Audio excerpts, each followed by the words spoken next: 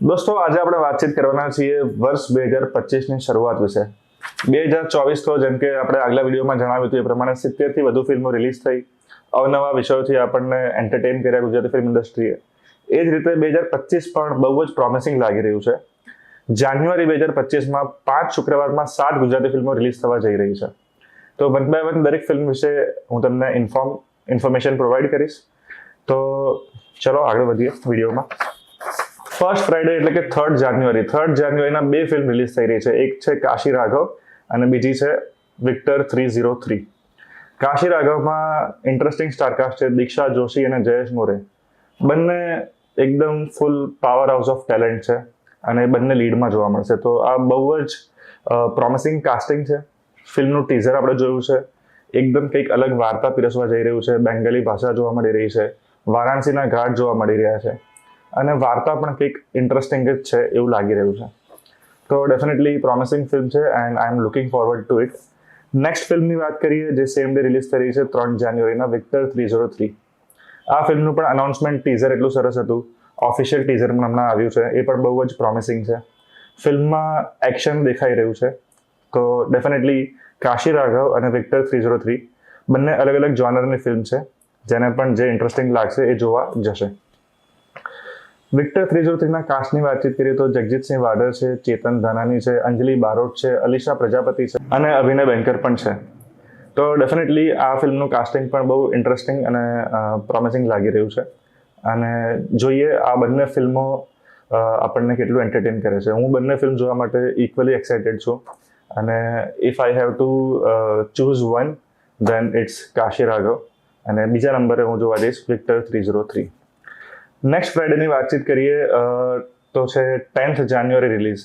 10th જાન્યુઆરીના release થઈ છે ફિલ્મ મોમ તને નહીં સમજાય અને પપ્પાનો ઇન્સ્યોરન્સ. તો again second Friday of January અને again 2 films on same day. બને ત્યાં સુધી ગુજરાતી ફિલ્મોમાં ક્લેશ ટાળી શકાય તો ટાળવું જોઈએ. બટ જેમ કે 2024ની વાતચીત કરીએ તો વર્ષના 52 શુક્રવારમાં 70 ગુજરાતી ફિલ્મ રિલીઝ થઈ. બરાબર છે. તો 52માં 52 જ થઈ શકે જો બધા અલગ અલગ ડેટ લેતો. તો ક્લેશ અવોઇડ નહીં થઈ શકે એ પણ એક રિયાલિટી છે. તો ફિલ્મમાં ક્લેશ થયા છે એવું આપણે 2024માં જોયું છે અને 2025માં પણ ક્લેશિસ થવાના જ છે એ આપણે જોઈ જ રહ્યા છીએ. તો 10thમાં વાતચીત કરીએ મોમ તને નહીં સમજાય. આ ફિલ્મના કાસ્ટમાં છે અમર ઉપાધ્યાય અને રશ્મિ દેસાઈ અને ફિલ્મ ડિરેક્ટ કરવામાં આવી છે ધર્મેશ મહેતા દ્વારા. આખી મુંબઈની ટીમ છે, મુંબઈના કલાકારો છે અને અલગ પ્રકારનું કોન્ટેન્ટ આપણને પીરસશે અને એન્ટરટેઇન કરશે. નેક્સ્ટ છે ફિલ્મ પપ્પાનો ઇન્સ્યોરન્સ. આ ફિલ્મમાં છે ટીકુ તલસાનિયા, પરીક્ષિત તમાલિયા, આંચલ શાહ અને મૌલિકા પટેલ.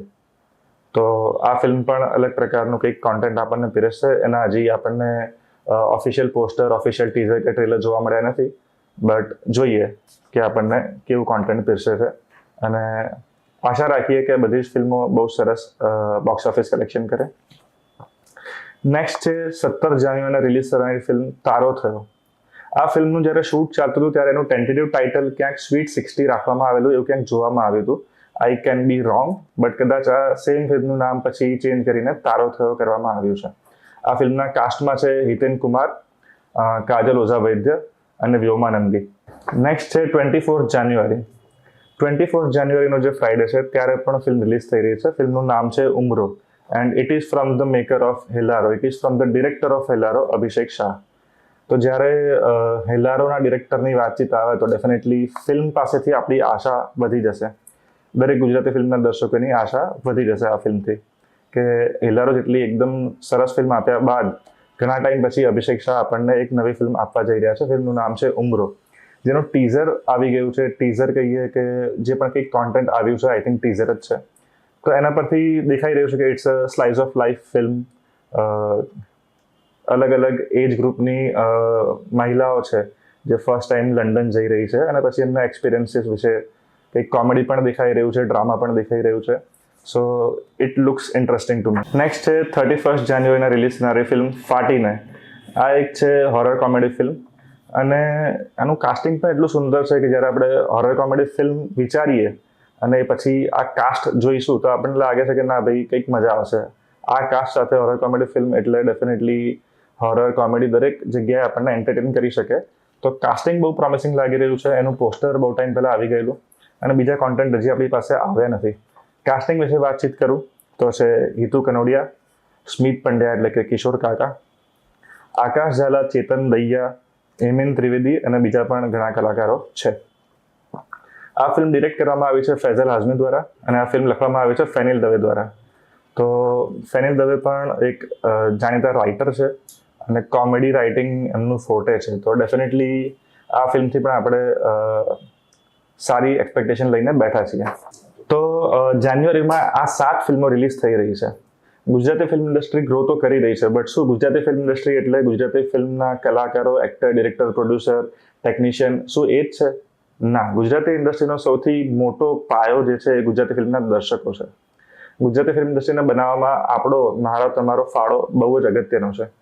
જાન્યુઆરીમાં આજે 7 ફિલ્મો રિલીઝ થઈ રહી છે. એમાંથી તમને જે પણ ફિલ્મનું ટીઝર, ટ્રેલર ગમે તો કોઈ પણ રિવ્યૂ રેટિંગની રાહ જોયા વગર શું આપણે જેમ બોલિવૂડ ફિલ્મ જોવા ફ્રાઈડે પહોંચી જઈએ છીએ ટીઝર ટ્રેલરથી ઇમ્પ્રેસ થઈને, એ રીતે આપણે આપણી ગુજરાતી ફિલ્મ જોવા માટે ના જઈ શકીએ? જાઓ, પ્રયત્ન તો કરો, હિંમત તો કરો. કોઈ વખત તમને એવું લાગે કે ખોટું ડિસિઝન લેવાઈ ગયું. હવે એવું તો બોલિવૂડમાં કેટલાય આપણે 100, 200, 300 રૂપિયા આપણે વેડફાયા જ હશે. જ્યારે આપણને જોવા મળી રહ્યું છે કે 7 ફિલ્મો છે જાન્યુઆરીમાં, એમાંથી કોઈક 2ના તો તમને ટીઝર ટ્રેલરથી તમે ઇમ્પ્રેસ થશો, તો એ 2 તો ફિલ્મ જોવા જજો.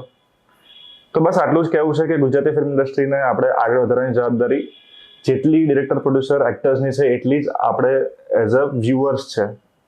તો ઓડિયન્સની પણ એટલી જ જવાબદારી છે. આ 7 ફિલ્મોમાંથી તમને જે પણ ફિલ્મ જોવી ગમે એ જોવા જજો. અને યસ, આજના વિડીયોમાં બસ આટલું જ કહેવાનું હતું.